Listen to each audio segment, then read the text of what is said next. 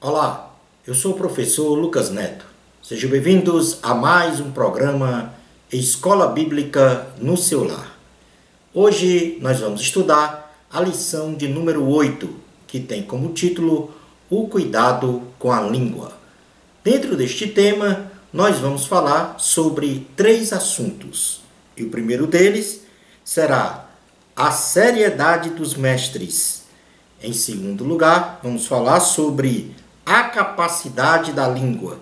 E em terceiro lugar, vamos falar sobre não podemos agir de dupla maneira. Vamos então dar início à nossa aula de hoje. Item número 1, a seriedade dos mestres. Em primeiro lugar, vamos fazer agora um histórico do ensino na sociedade judaica. Em primeiro momento, vamos falar sobre o ensino no Antigo Testamento. O ensino assumiu uma importância fundamental na sociedade judaica do Antigo Testamento, especialmente na instrução religiosa, onde especificamente os pais liam as Sagradas Escrituras nas casas para o ensino, a disciplina e a instrução das crianças, conforme preceitua a palavra de Deus. É o que está escrito no livro de Deuteronômio, capítulo 4, versículos 9 e 10. Diz assim a palavra do Senhor. Deuteronômio, capítulo 4, versículos 9 e 10. Tão somente guarda-te a ti mesmo, e guarda bem a tua alma, que te não esqueças daquelas coisas que os teus olhos têm visto, e se não apartem do teu coração todos os dias da tua vida, e as farás saber a teus filhos e aos filhos de teus filhos. Não te esqueças do dia em que estiveste perante o Senhor, teu Deus, em Horebe, quando o Senhor me disse: reúne este povo, e os farei ouvir as minhas palavras, a fim de que aprenda a temer-me todos os dias que na terra viver, e as ensinará aos seus filhos.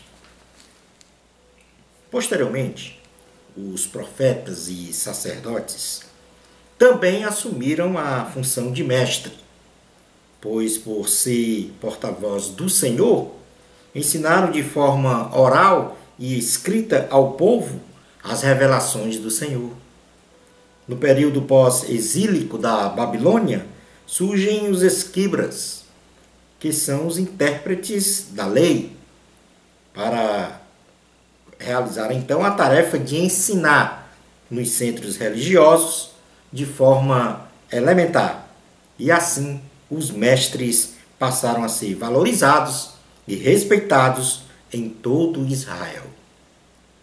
Já o ensino em um Novo Testamento, na época de Jesus, havia uma massificação do ensino, através dos apóstolos, dos profetas, dos evangelistas, dos pastores e dos mestres, propriamente dito, sendo este ministério de ensino muito especial, honrado e respeitado, onde o ser mestre era um ofício dos mais almejados por todos, devido à sua honorabilidade e respeito dispensados pelos crentes. É o que está na primeira carta a Timóteo, capítulo 5, versículo 17, esta valorização do ministério de ensino. 1 Timóteo, capítulo 5, versículo 17, diz assim: devem ser considerados merecedores de dobrados honorários os presbíteros que presidem bem, com especialidade os que se afadigam na palavra e no ensino.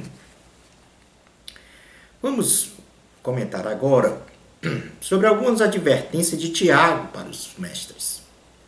O ofício de mestre, ele deve ser exercido de forma equilibrada, fazendo bom uso da palavra para a construção de uma sociedade responsável, do ponto de vista moral, do ponto de vista ético, social e religioso.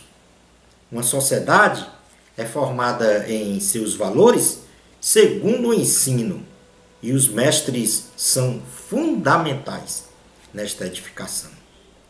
Tiago registra que na igreja os mestres deveriam ser poucos, por se tratar de uma função que requer excelência de formação educacional e espiritual, sendo então estas confirmadas no viver do mestre, ou seja, essa formação educacional e espiritual é confirmada segundo o viver do mestre, diante de Deus e dos homens, e também segundo o que o mestre ensina.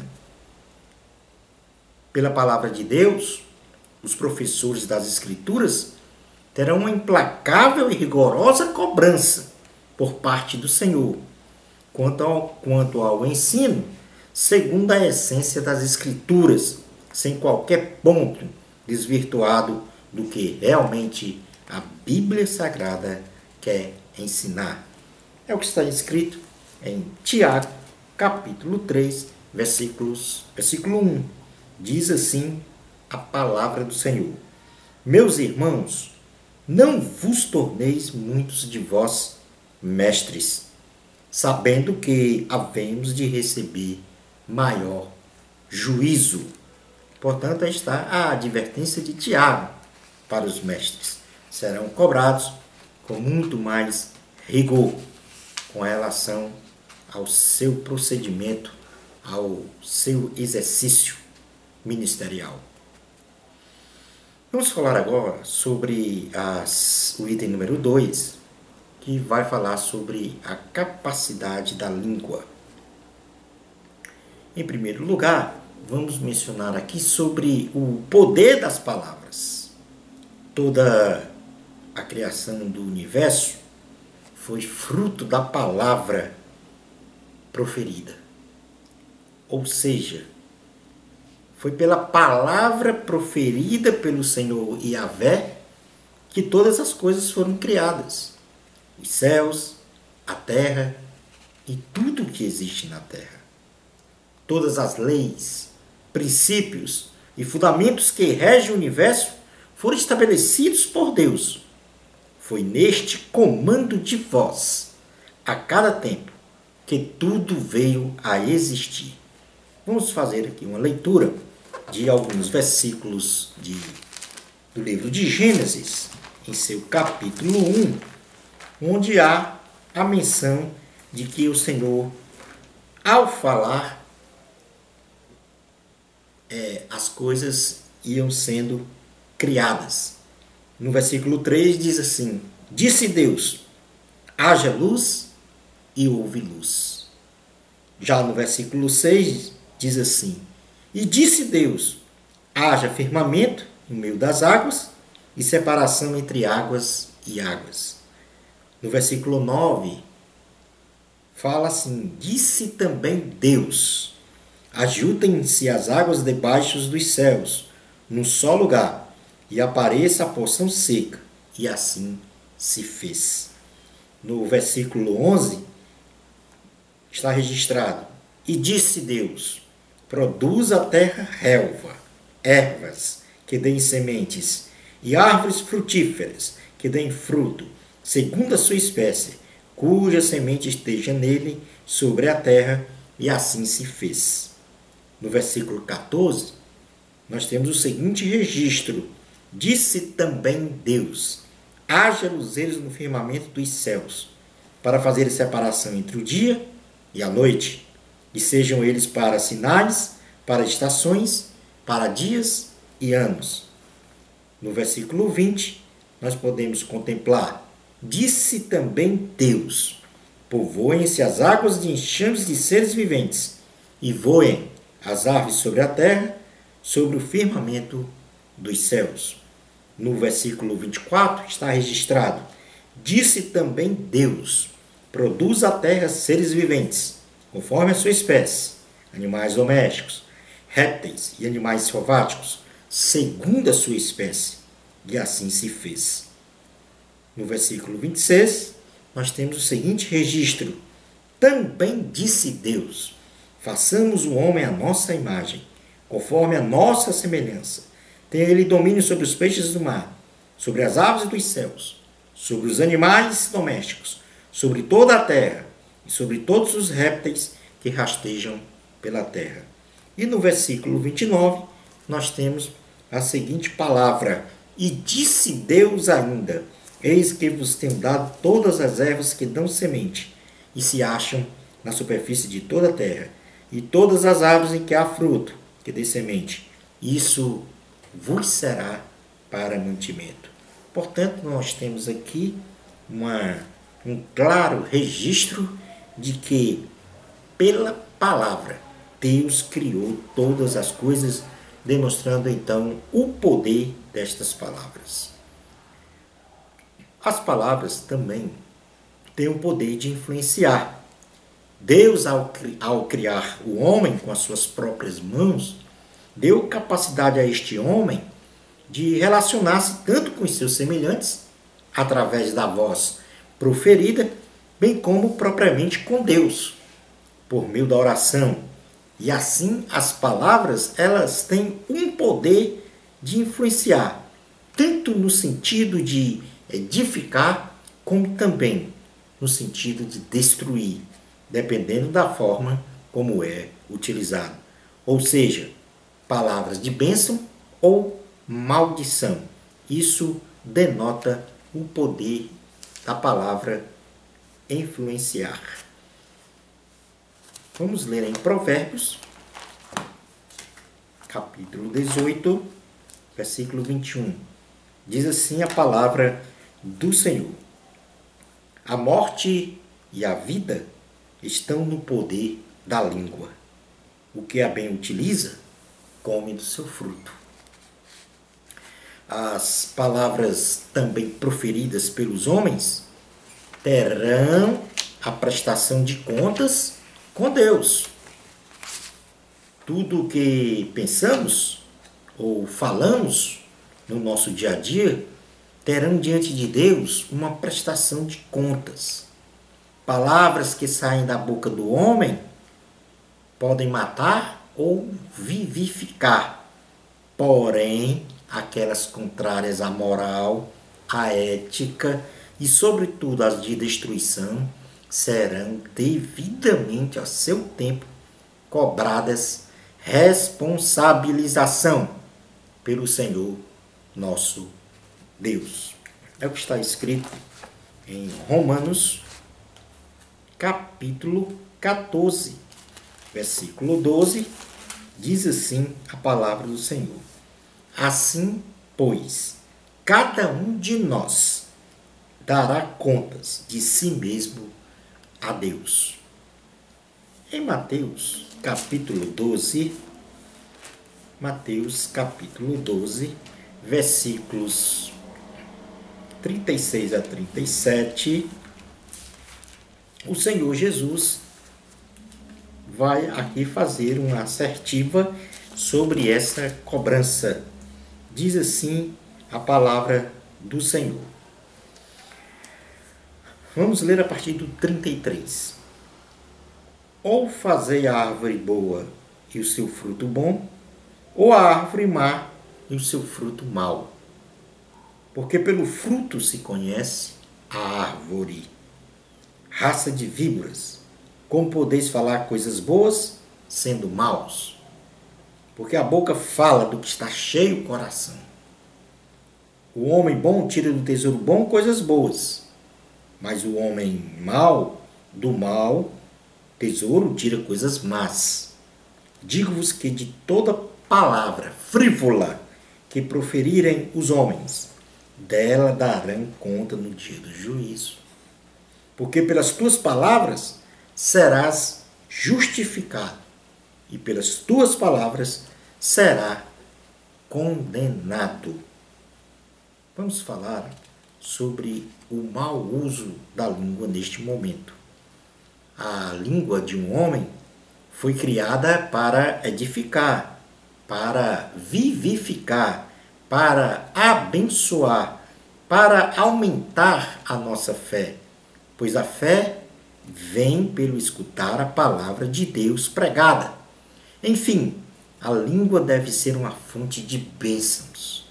Porém, pela ação de Satanás e também pela influência do pecado, esta se torna uma grande disseminadora de males, com um poder de destruição inimaginável.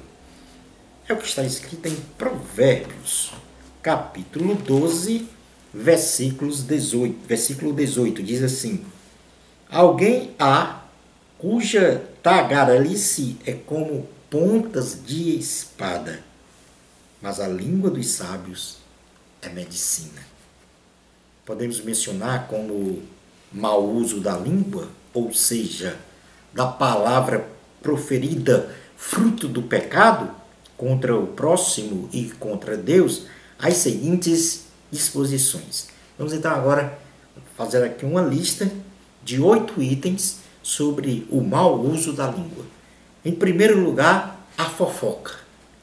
A fofoca, antes de sair pela boca, perpassa pela mente e pelo coração do homem, onde covardemente se fala de uma pessoa que não pode se defender, vítima de julgamento, difamação e distorção dos fatos. É um ato pecaminoso que contamina e destrói a reputação de uma pessoa. Provérbios 17:9 vai falar sobre isso. Diz assim a palavra do Senhor: o que encobre a transgressão adquire amor, mas o que traz o assunto à baila separa os maiores amigos. Em segundo lugar, como mau uso da língua, nós temos a murmuração. Murmurar significa reclamar da vida para os outros, reclamar de tudo e de todos, promovendo falar mal das pessoas e até mesmo de Deus, provocando desânimo em si e nos outros, bem como a contaminação de mal-estar em quem ouve a murmuração. O murmurador diz que tudo está ruim, que nada deu certo ou que não vai dar certo, demonstrando assim, pela língua, um ato de contestação e incredulidade para com Deus, se distanciando cada vez mais dele. Na primeira carta aos Coríntios, em seu capítulo 10, vamos ver aqui uma assertiva sobre o murmurador. 1 Coríntios capítulo 10, versículo 10 diz assim: nem murmureis, como alguns deles murmuraram e foram destruídos pelo exterminador. Aqui está falando dos israelitas que no deserto provaram por 10 vezes o Senhor através da murmuração. Em terceiro lugar, como mau uso da língua, nós temos a calúnia.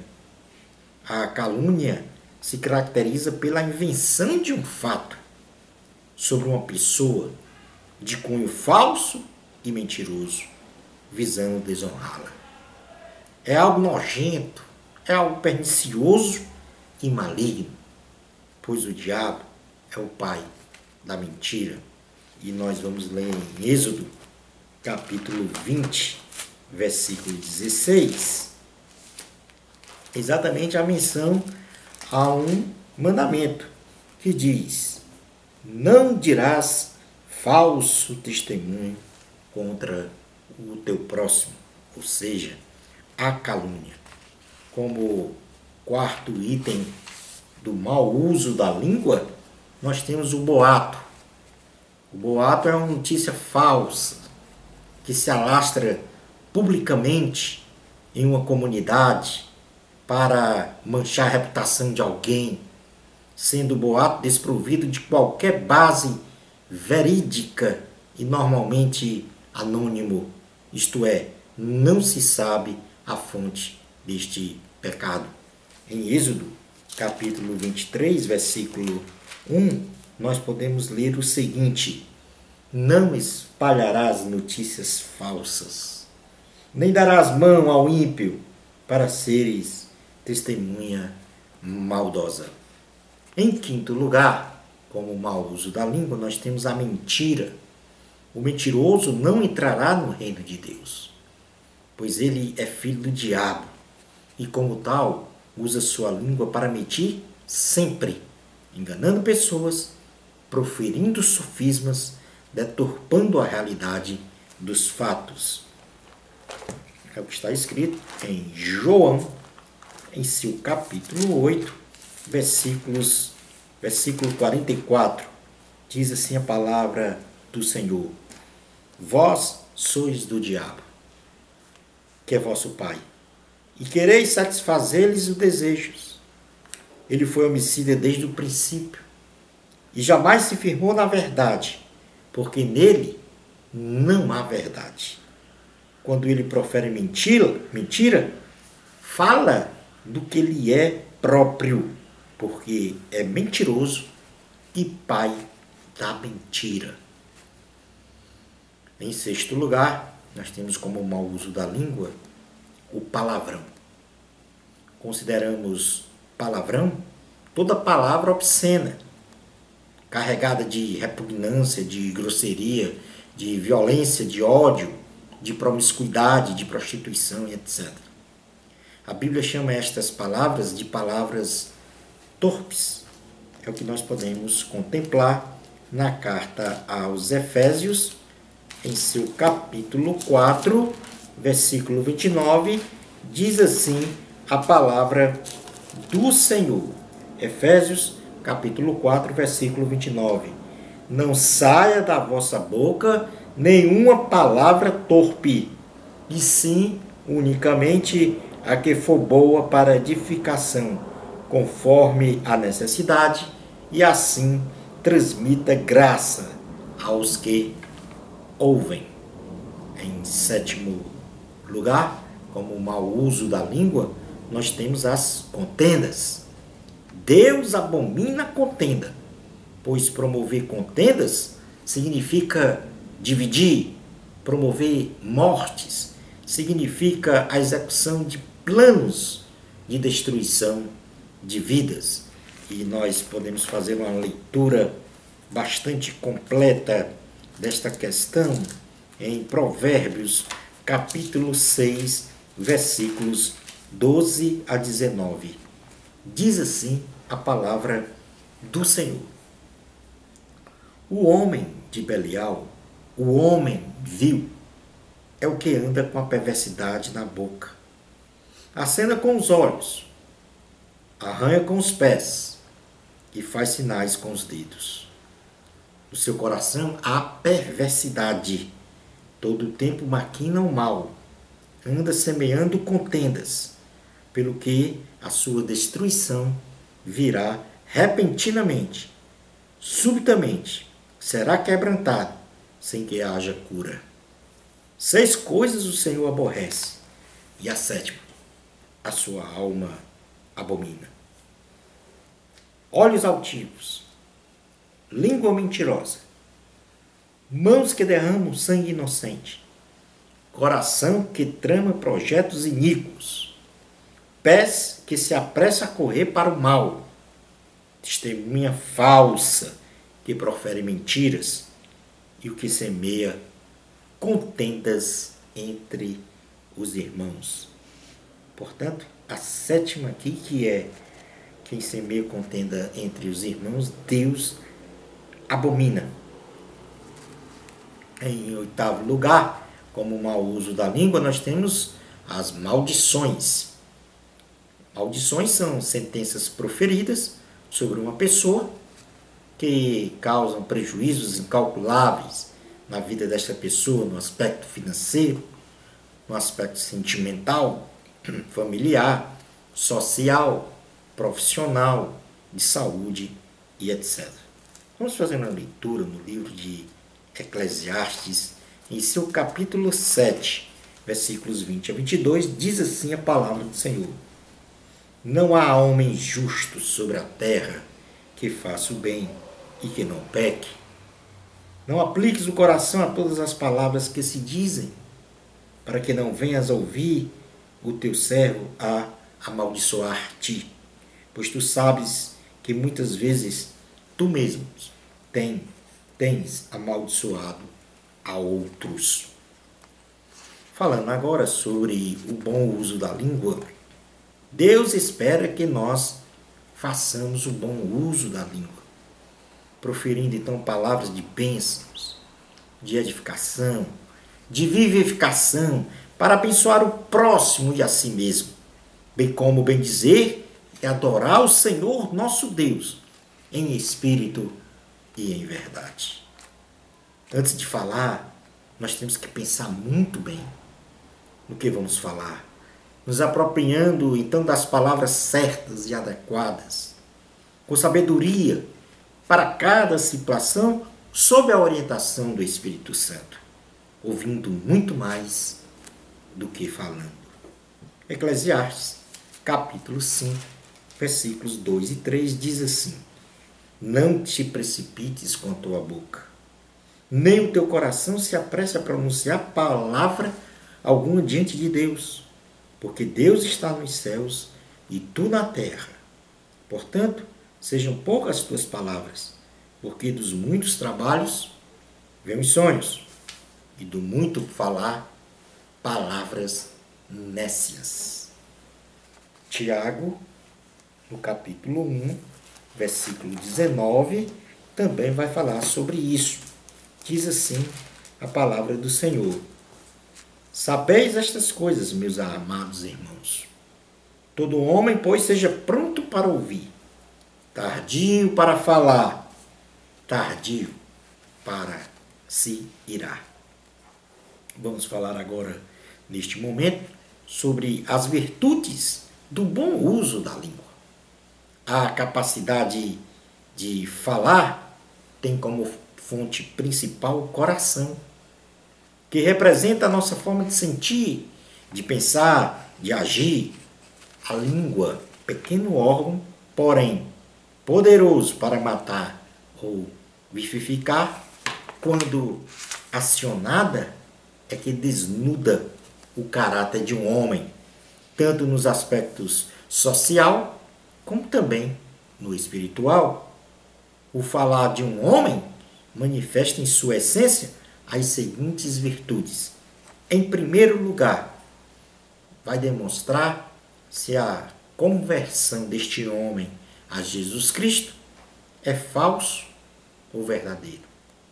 A nossa fala, através da boca e da língua, revela se continuamos na impiedade.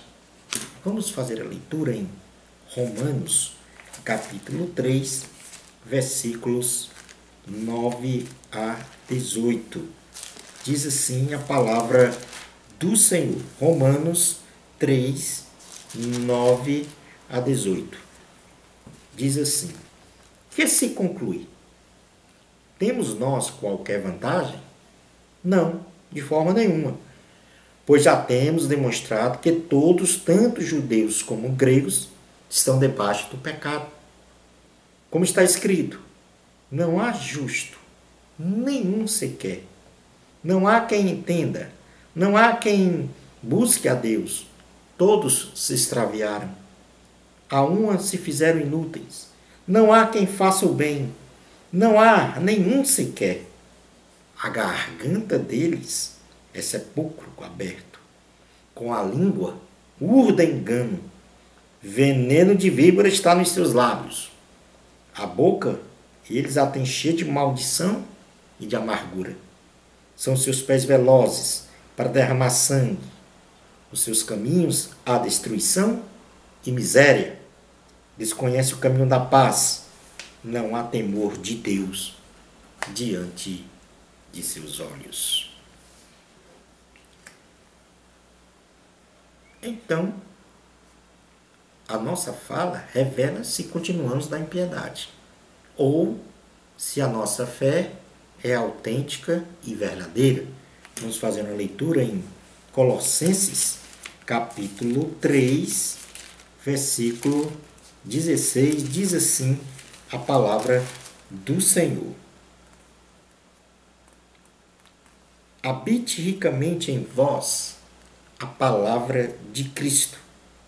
Instruí-vos e aconselhai-vos mutuamente em toda a sabedoria, louvando a Deus com salmos e hinos e cânticos espirituais, com gratidão em vosso coração. Portanto, pela fala, nós podemos compreender claramente se este homem continua na impiedade ou se ele realmente abraçou uma fé e demonstra esta fé ser verdadeira e autêntica. O homem de Deus, ele não se inclina a proferir mentiras, nem usa a sua língua para a corrupção espiritual, amargura e hostilidade. Mas tão somente ele tem uma língua límpida que glorifica continuamente o Senhor dos Exércitos. Portanto, a fala de um homem vai determinar se a sua conversão é falsa ou verdadeira. Mas também a fala do homem demonstra sua maturidade espiritual. Quando alcançamos um sólido nível de maturidade espiritual, então temos um efetivo domínio sobre a língua. Isto é, dominamos a nossa fala para não cair em tropeço e nem ser traído, pela natureza pecaminosa do ser humano. Primeira carta aos Coríntios, capítulo 13, versículo 11, nós vamos exatamente verificar essa condição de maturidade espiritual falada aqui pelo apóstolo Paulo, quando ele diz: quando eu era menino, falava como menino, sentia como menino, pensava como menino. Quando cheguei a ser homem, desisti das coisas próprias de menino. Portanto, aqui o apóstolo Paulo fala sobre a importância da maturidade espiritual, que através da nossa fala nós demonstramos em que nível de maturidade espiritual estamos. E, por último, a nossa fala demonstra se somos salvos ou não. O homem de Deus deve genuinamente viver o que fala, pois as suas obras é que evidenciam a autenticidade de sua fé em Cristo Jesus. Vamos ler em Mateus, capítulo 23, versículo 2 a 7. Mateus, capítulo 23, versículos 2 a 7, diz assim a palavra do Senhor. Na cadeira de Moisés se assentaram os escribas e os fariseus. Fazei e guardai, pois, tudo quanto eles vos disserem. Porém, não o imiteis nas suas obras, porque dizem e não fazem. Atam fatos pesados e difíceis de carregar, e os põem sobre os ombros dos homens. Entretanto, eles mesmos nem com o dedo querem movê-los. Praticam, porém, todas as suas obras com o fim de serem vistos dos homens, pois alargam seus filactérios e alongam as suas franjas. Amam o primeiro lugar nos banquetes e as primeiras cadeiras nas sinagogas, as saudações nas praças e os serem chamados mestres pelos homens. Portanto, a fala também ela vai demonstrar se o viver daquele homem lhe dá a condição de ser salvo ou não. Ou seja, se o seu procedimento está de acordo com a palavra de Deus. Vamos falar neste momento sobre as características gerais da língua segundo Tiago. Em primeiro lugar, o controle da língua, ela promove em nós santidade. Se desenvolvermos a capacidade de refrear a língua, a nossa religião não é vã, isto é, vazia. Tiago, capítulo 1, versículo 26, vai dizer exatamente isso. 1:26. Se alguém supõe ser religioso, deixando de refrear a língua, antes enganando o próprio coração, a sua religião é vã. Se detivermos o total controle da língua, temos também o controle do corpo, que é o agente executor do pecado. O domínio da língua domina o cérebro, que domina a vontade de pecar, culminando então com a vida em santificação, ou seja, afastamento do pecado. Tiago, capítulo 3, versículo 2, diz assim: porque todos tropeçamos em muitas coisas. Se alguém não tropeça no falar, é perfeito varão, capaz de refrear também todo o corpo. Tiago pondera em analogia que o freio na boca dos cavalos dirige o movimento do corpo inteiro deles, controlando-os de forma eficiente. Tiago, capítulo 3, versículo 3 diz assim: ora, se pomos freio na boca dos cavalos para nos obedecerem, também lhe dirigimos o corpo inteiro. Neste mesmo pensamento, Tiago também compara a língua a um leme de um navio, que ao ser acionado de um lado para o outro, dá a direção certa para este navio e assim, usando uma analogia, a língua também, uma vez utilizada, nos dá a direção ou para a santidade ou para a iniquidade. É o que está escrito em Tiago, capítulo 3, versículos 4 a 5. Observai igualmente os navios, que sendo tão grandes e batidos de rijos ventos por um pequeníssimo leme, são dirigidos para onde queira o impulso do timoneiro. Assim também a língua, pequeno órgão, se gaba de grandes coisas. Vede como a fagulha põe em brasas tão grande selva. Na primeira carta de Pedro, no seu capítulo 3, versículos 8 a 12, diz assim a palavra do Senhor. Primeira carta de Pedro, capítulo 3, versículos 8 a 12. Finalmente, sede todos de igual ânimo, compadecidos, fraternalmente amigos, misericordiosos, humildes, não pagando mal por mal, ou injúria por injúria. Antes, pelo contrário, bendizendo, pois para isto mesmo fostes chamados, a fim de recebestes bênção por herança. Pois quem quer amar a vida e ver dias felizes, refreia a língua do mal e evite que os seus lábios falem dolosamente. Aparte-se do mal, pratique o que é bom, busque a paz e empenhe-se por alcançá-la. Porque os olhos do Senhor repousam sobre os justos e os seus ouvidos estão abertos às suas súplicas, mas o rosto do Senhor está contra aqueles que praticam males.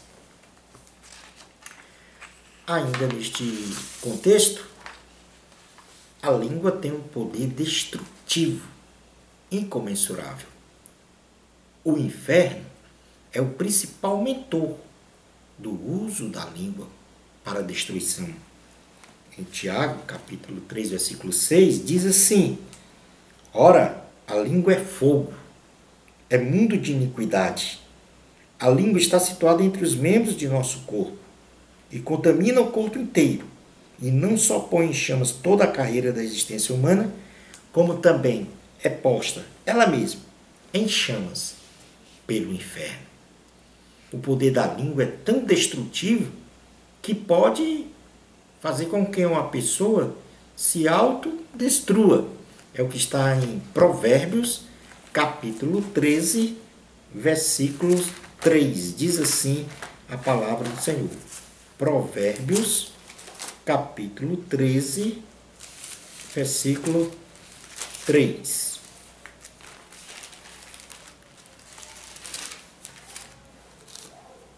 Provérbios 13, 3 diz assim: o que guarda a boca conserva a sua alma, mas o que muito abre os lábios, a si mesmo se arruína.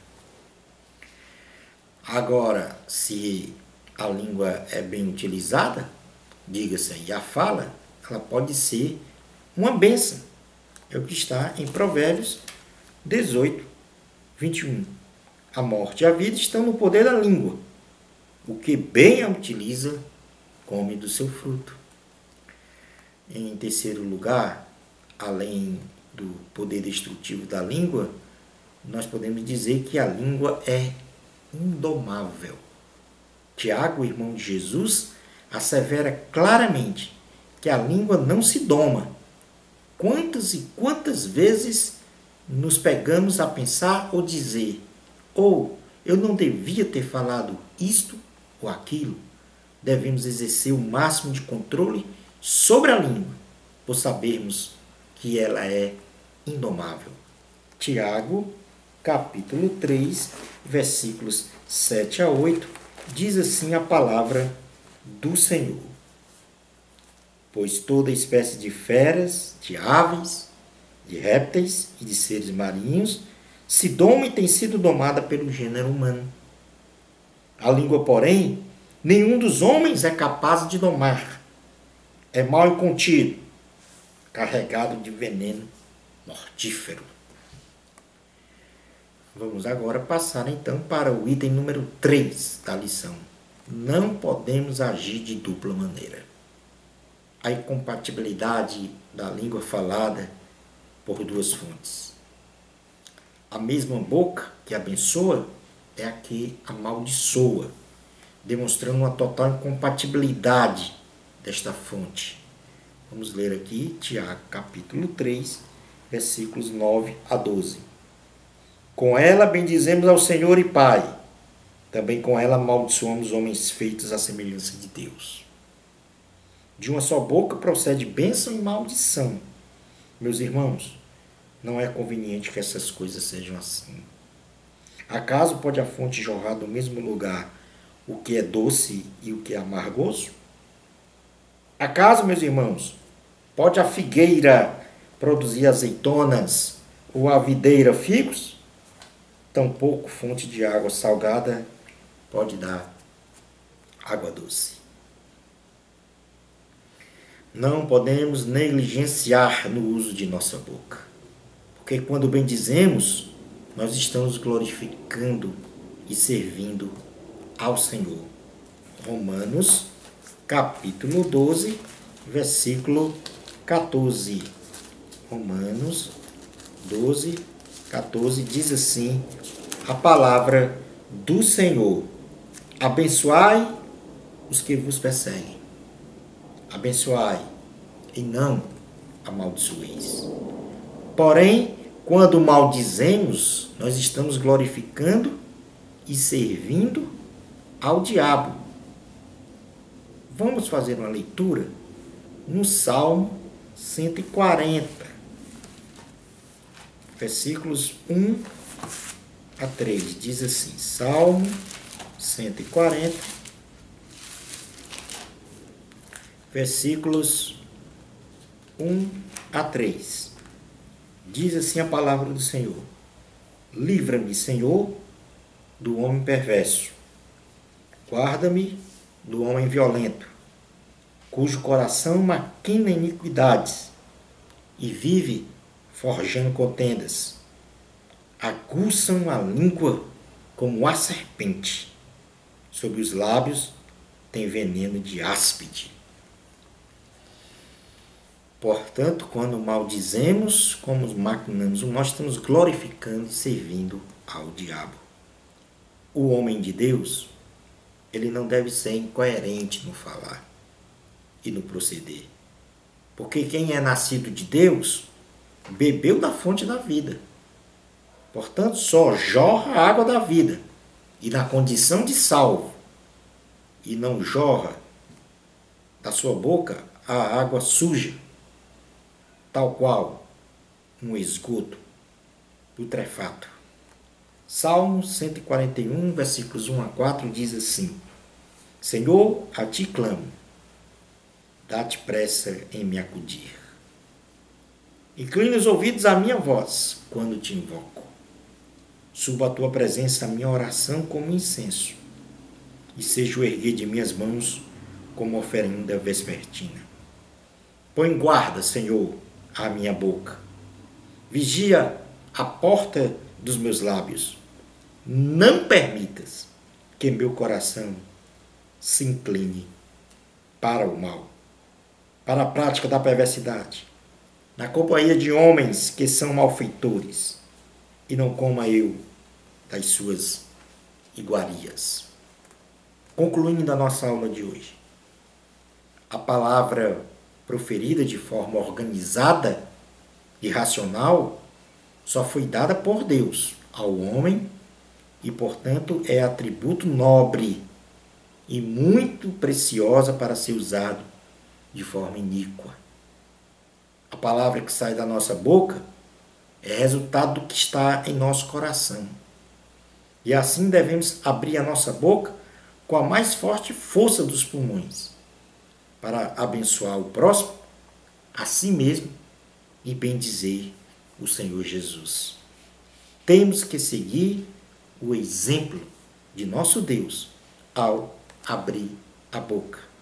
Isaías 55, 10, 11 vai dar esta ideia de como nós devemos abrir, utilizar a nossa boca.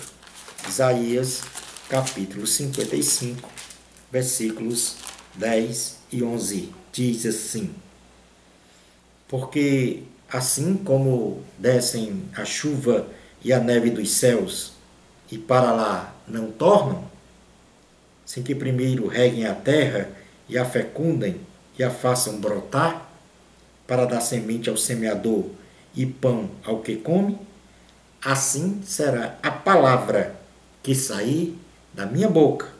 Não voltará para mim vazia, mas fará o que me apraz e prosperará naquilo para que a designei. E assim encerramos a nossa aula de hoje. Uma bênção especial de Deus para você. Amor a Cristo. Até o nosso próximo programa Escola Bíblica no seu lar, se Deus permitir.